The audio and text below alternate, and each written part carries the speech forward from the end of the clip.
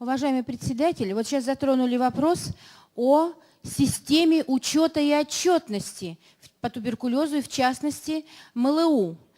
А вот мое предложение, если уже вы собираетесь, если мы собираемся ввести мониторинг, то это должна быть документация единая, по крайней мере, для того, чтобы мы могли все сравниться, для того, чтобы все страны могли вести учет по единой системе. В общем-то, это правило и порядок статистики вообще. Если мы говорим мониторинг, как здесь сказано, это обтекаемо достаточно. То есть каждая страна что-то разработала, учитывает и на выходе будет выдавать какую-то информацию о заболевании, и в частности с МЛУ, с МДР. Но в то же время, если предлагается вопрос о разработке системы учета и отчетности, она должна быть единая и сопоставимая. Thank you for that contribution. We will hear what Paul will suggest for wording here on this additional reporting para. Under paragraph 4, strengthening harmonized monitoring and evaluation systems to ensure cases of multi- and extensively drug-resistant TB are identified and notified to the fullest extent possible. Will this be agreeable to add under paragraph 4? I see nodding, I see even handshake, hand waving, so I see that as a positive sign. So we would include that in the final version. There has been one more suggestion that been submitted in writing. So to resolve the airborne controversy, what is suggested in the place of paragraph 4G is a very similar paragraph, in fact, ensuring that national airborne infection control policies are developed as part of general infection prevention and control programs and implemented in every health facility as it is at the moment.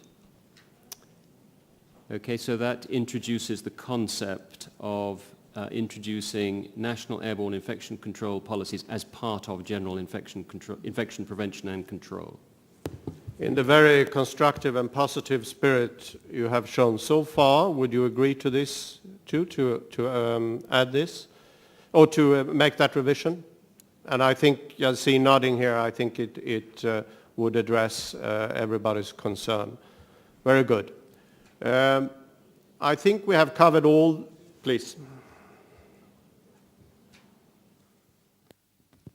Thank you, Mr. Chair. I'm looking at 4D, and I'm concerned about the health of the workers, particularly our officers who are going to work in the laboratory.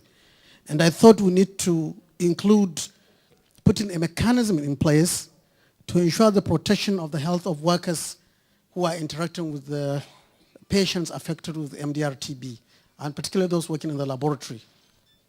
Because yes, it's good to have the workforce, but we must have a resolution to protect them, particularly in developing countries where we need to put resources to ensure the health protection of lab people. So my understanding is you want to add protect. Yeah, to put in place practical mechanisms to protect the health of the health of health workers who are involved in the treatment and diagnosis of MDR and XDR-TB. Thank you. I think it would be discriminatory to say the ones who are involved in the diagnosis. What about those who are involved in the treatment? Oh, care and treatment. Oh, okay. So the suggestion now is to protect those in care and treatment. Okay. And then we have maybe one final comment here. Just to add a little bit. We are saying that we want to involve community health workers in the treatment of this MDR and XDR-TB. At the same time, we are saying we are going to provide people working and diagnosing patients. The question is, where are we going to stop? Are we going to ensure that people who are living in the communities are also protected? The question is yes. So perhaps we should just leave it out. I don't know. I don't feel comfortable with it. Mr. Chair, the reason why I put a proposal is because if you look at the infection rate among people who work in the laboratory, it's fairly high.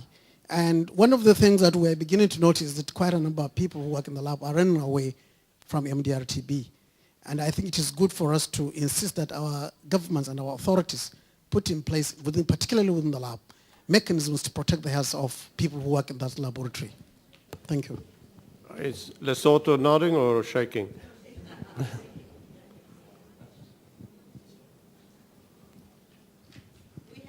We've just included a paragraph on infection control, airborne, and added specifically airborne.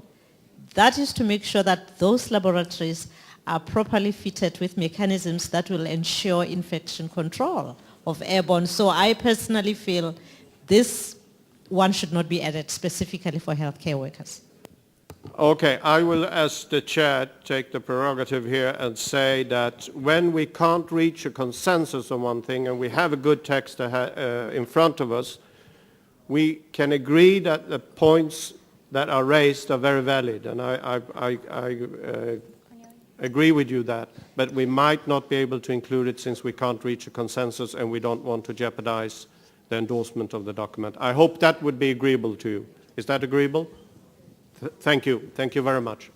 Please. Yeah, it's addressed now. I agree with the Honorable Minister Lusetho that these are two different things. Here we are asking in 4D only a committed workforce, and their concern of their safety will be taken care of under airborne infection control. That's why we said specifically that airborne must be retained.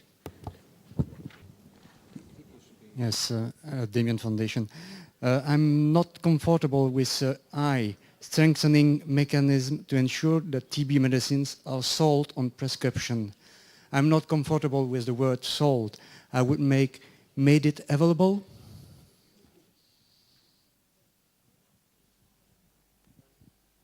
Can you say again? So to replace the word sold by I am made available. Are made available, and is that okay? I think that's a good. That will broaden it. So we'll read strengthening mechanisms to ensure that TB medicines are made available on prescription, not sold by prescription. So that's I think it's a good revision. I would like us to close quite soon. I mean, we have to remember we have actually very good text here, and I think it's something we can endorse.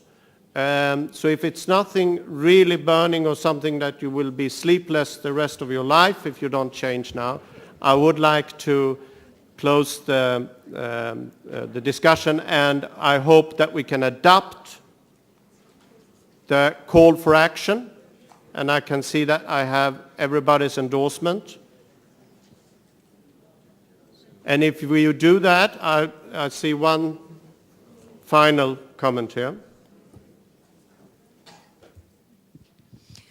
我有一个建议哈，就是在第4条的那个 I 应该加上，就是抗结核药物的话，禁止用于就是非结核疾病的治疗。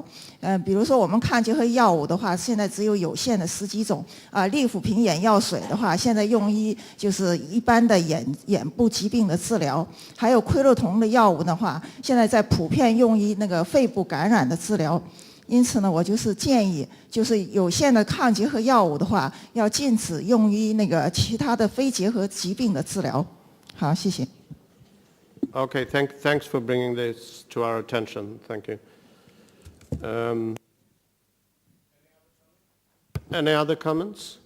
If not, I would like to congratulate you all because you have endorsed a very good document, and this call for action, the final version, will be given to you tomorrow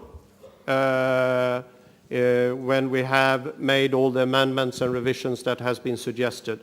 But I hereby then declare that this Beijing call for action is endorsed by this forum.